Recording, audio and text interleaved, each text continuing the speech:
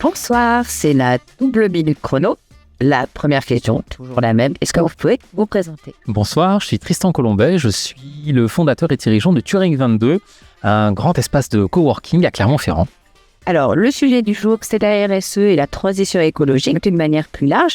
Est-ce que vous pouvez me dire comment vous travaillez ce sujet au quotidien et pourquoi est-ce que vous travaillez ? Alors à Turing 22, on a la chance d'avoir plus de 600 coworkers qui sont présents.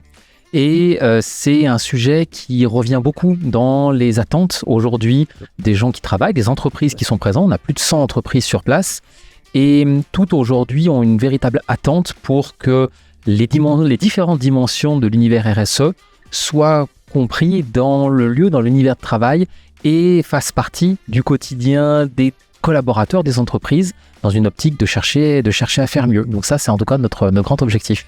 Et alors justement, vous avez parlé 100 entreprises, ça fait il me semble 100 personnes ou quelque chose comme ça. Qu'est-ce qui est le plus difficile justement quand on veut engager des démarches de RSE ou de transition écologique de point de vue d'un chef d'entreprise ? Le plus difficile, c'est d'embarquer tout le monde. On a une partie des gens qui sont vraiment moteurs, qui sont à la pointe, qui ont déjà cette conscience-là et qui ont été les premiers dès 2021 quand on a commencé à lancer une concertation interne autour de ce sujet pour voir comment on pouvait faire mieux, qui sont venus spontanément participer, qui ont été bénévoles et moteurs avec plus de 120 propositions qu'on a pu décliner par la suite. Mais la difficulté, c'est de réussir à faire en sorte que tous ceux qui n'étaient pas présents acceptent eux aussi de s'intégrer dans cette transition. Donc sur certains sujets, c'est très facile, dès que c'est des choses qui ne les concernent pas, comme l'amélioration de tout ce qui se fait en back-office.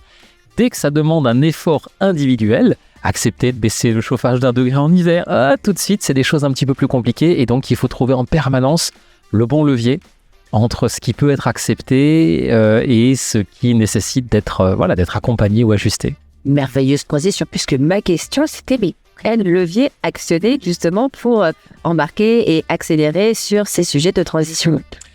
Alors, c'est à la fois d'essayer quelque part de répéter les messages et sans jamais tomber ni dans le punitif, ni dans le fait qu'on pointe du doigt qui que ce soit ou un comportement, mais plutôt d'être dans on rappelle de manière très régulière, par de l'affichage, par des messages, par une communication positive autour des efforts qui sont faits, autour de ce que chacun a permis de produire, des évolutions qui sont faites sur regardez, vous avez accepté telle évolution de comportement, ça a eu tel impact positif.